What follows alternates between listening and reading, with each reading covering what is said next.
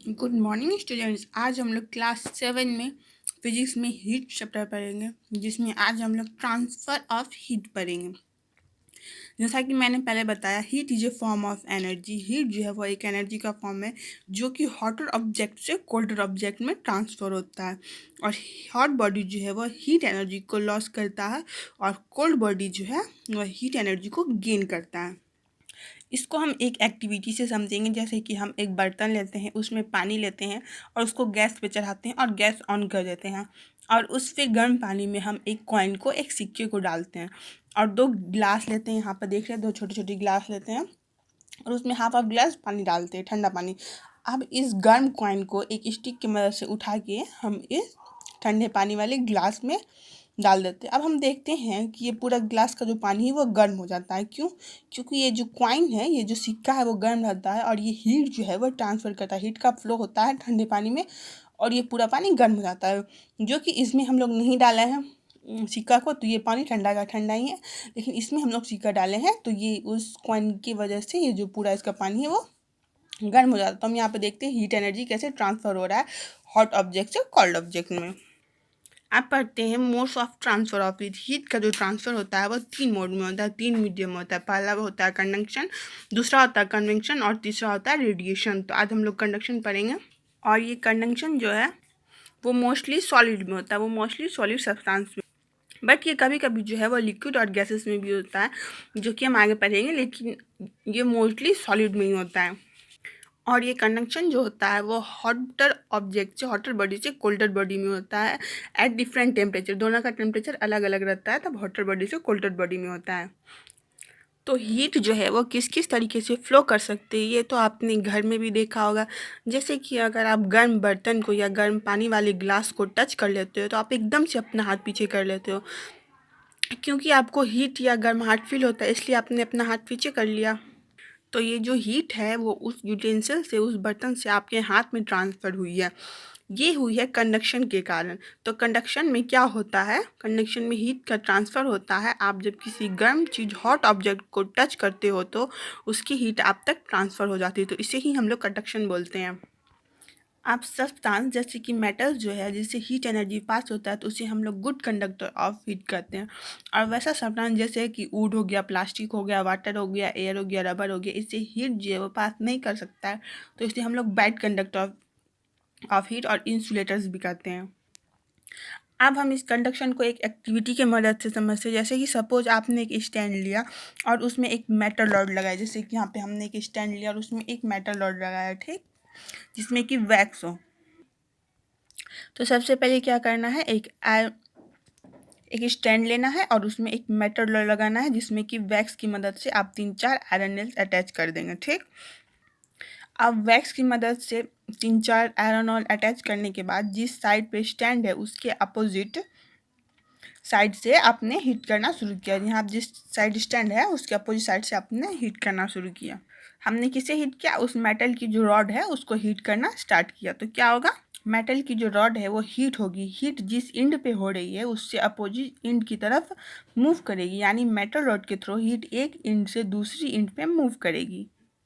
इससे होगा क्या? बीच में जो पिन्स लगी हुई है, आयरन नेल्स लगी हुई है, यहाँ पर हम देख सकते हैं बीच में जो आयरन नेल्स लगी हुई है वो जो वैक्स की मदद से लगी थी, जिसे हमने वैक्स की मदद से लगाया था, तो क्या होगा? वैक्स जो है वो मेल्ट होगा और आयरन नेल्स जो है वो एक एक करके नीचे ड्रॉप होते जाएगा, एक एक करके नीचे गिरते जाएगा और पूरी की पूरी जो मेटल रॉड है जो है वो हॉट हो जाएगी।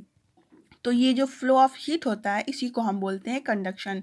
और ये फ्लो ऑफ हीट हुआ जिसमें मेटल रॉड में, किस में ये फ्लो ऑफ हीट हुआ? मेटल रॉड में। और इसका प्रूफ क्या है कि हीट ट्रांसफ़र हो रही है? क्योंकि वैक्स जो है वो मेल्ट हो रही है और आयरन नेल्स जो है वो एक एक करके ड्रॉप होती जा रही है, नीचे गिरती जा रही है। तो इससे हमें पता चलता है कि हीट का जो है वो ट्रांसफ़र हो रहा है, फ्लो हो रहा है। और जो नेल है, आयरन नेल जो है वो हीट के सोर्स के सबसे पास होगी, वो सबसे पहले ड्रॉप होगी। जो नेल हीट के जो सोर्स है उसके सबसे पास होगी वो सबसे पहले ड्रॉप होगी। जैसे यहाँ पे हीट उसके सोर्स के जो सबसे पास है वो सबसे पहले गिरेगा, फिर उसके बाद ये, फिर उसके बाद जो सबसे लास्ट में रहेगा वो सबसे लास्ट में गिरेगा। ऐसा क्यों होगा? क्योंकि उसमें जो लास्ट तक हीट पहुँचते पहुँचते थोड़ा टाइम लग जाएगा। So conduction is the flow of heat through a substance without the movement of the substance itself. Metal rod जो है यहाँ पे मूव नहीं कर रहा है, सिर्फ हीट मूव कर रहा है through the metal rod. For heat to be conducted आपको दो चीज़ें ध्यान रखनी है। अगर हम आपसे बोले कि एक बॉडी से दूसरी बॉडी, इन दोनों के बीच में कंडक्शन कब होगा? जब इन दोनों के बीच टेम्परेचर डिफरेंस होगा। जब इन दोनों बॉडी के बीच टेम्परेचर डिफरेंस होगा तभी तो कंडक्शन होगा। अगर यहाँ पे भी इस बॉडी का भी टेम्परेचर एक सा है, इसका भी टेम्परेचर वैसा है, दोनों का टेम्परेचर अगर सेम होगा तब तो वहाँ पे कंडक्शन का कोई फील ही नहीं होगा। अगर दोनों का टेम्परेचर अलग होगा, डिफरेंट होगा, तभी तो वहाँ पे कंडक्शन होगा।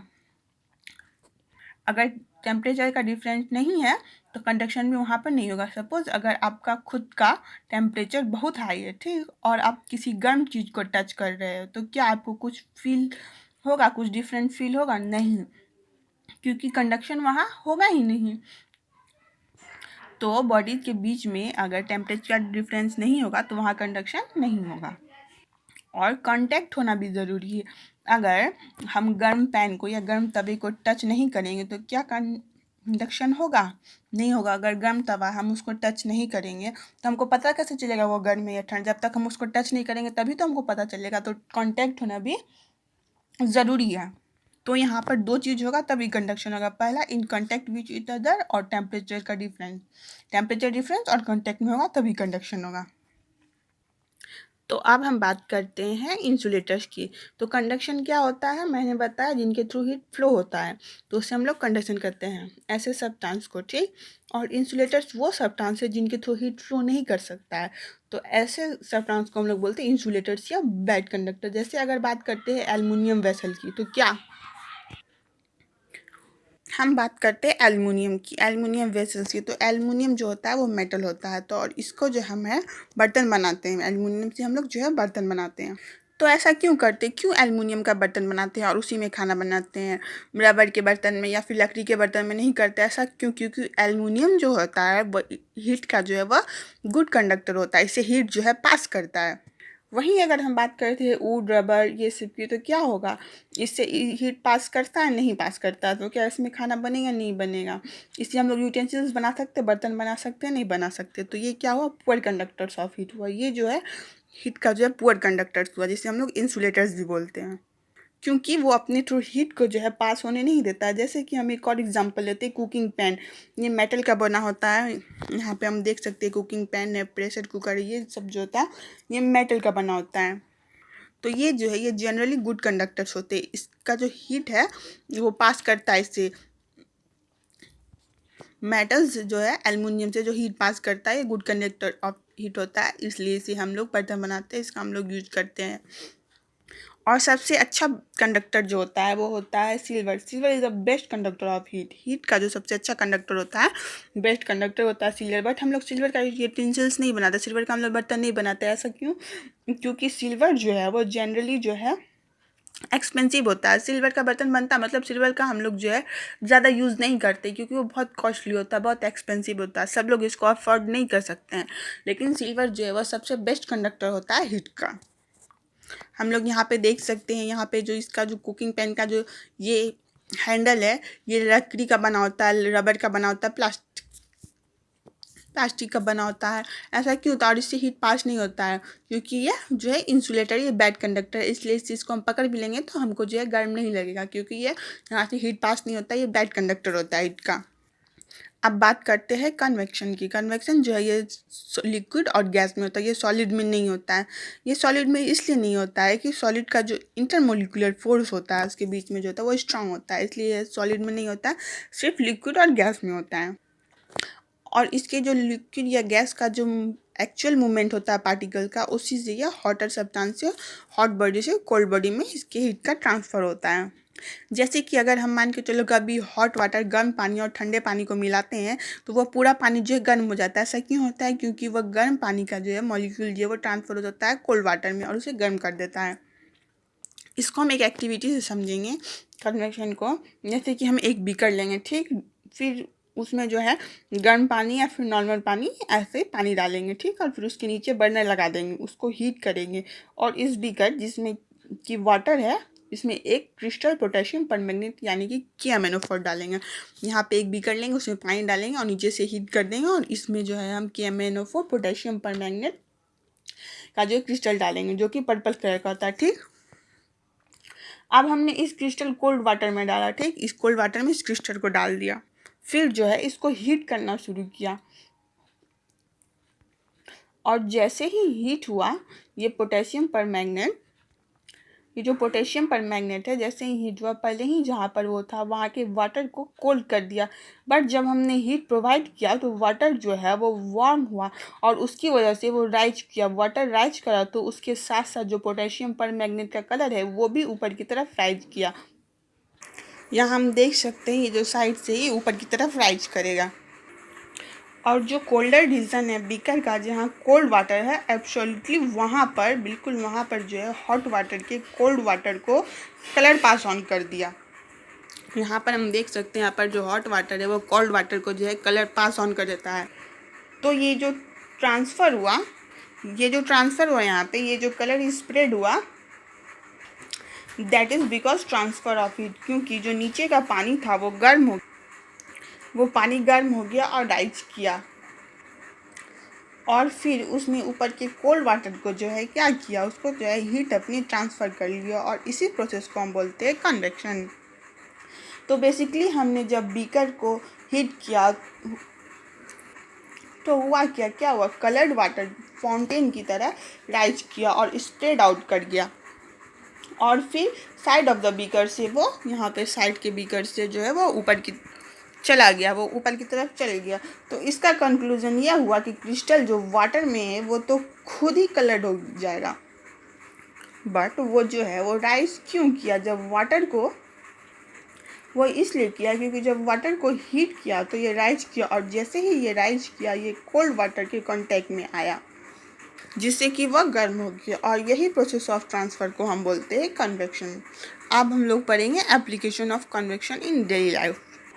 हम लोग जो अपने रूम में वेंटिलेटर्स बनाते हैं, अपने सीलिंग में वेंटिलेटर्स बनाते हैं, ऐसा क्यों बनाते हैं, क्योंकि हम लोग जिस रूम में रहते हैं वहाँ पे हम लोग जो सांस लेते हैं तो पूरा रूम गर्म हो जाता है।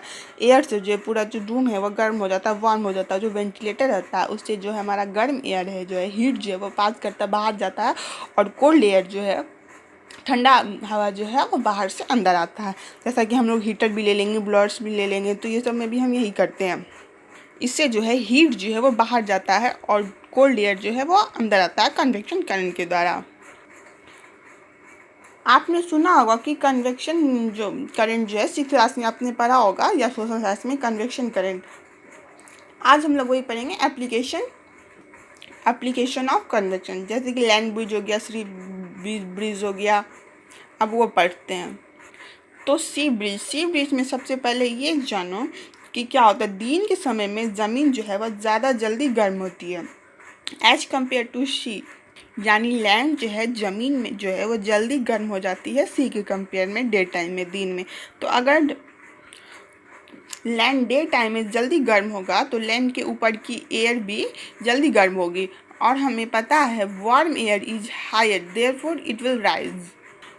वार्म एयर इज लाइटर होता है, वार्म एयर जो होता है वो लाइटर होता है, हल्का होता है, इसलिए वो जल्दी राइज कर जाती है। अब लैंड के ऊपर की वार्म एयर राइज करेगी तो सी के ऊपर की जो कोल्ड ब्रिज है वो उसके जगह लेने के लिए उसके पास आ जाएगी, क्योंकि लैंड की वार्म एयर सी की तरफ जाएगी और सी की कूल ब्रिज जो है वो आ जाएगी लैंड की तरफ। ये कन्वेक्शन करंट जो सेटअप हुआ ये कन्वेक्शन करंट हुआ, इसी को हम बोलते हैं सी ब्रिज। तो सी ब्रिज हम डे टाइम में ऑब्जर्व करते हैं।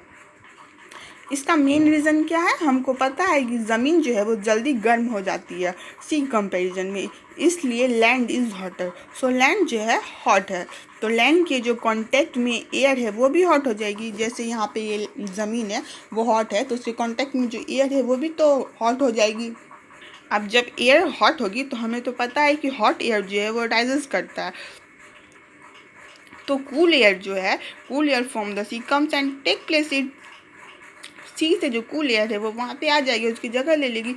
तो इसी कन्वेक्शन करंट को हम लोग सी ब्रिज बोलते हैं।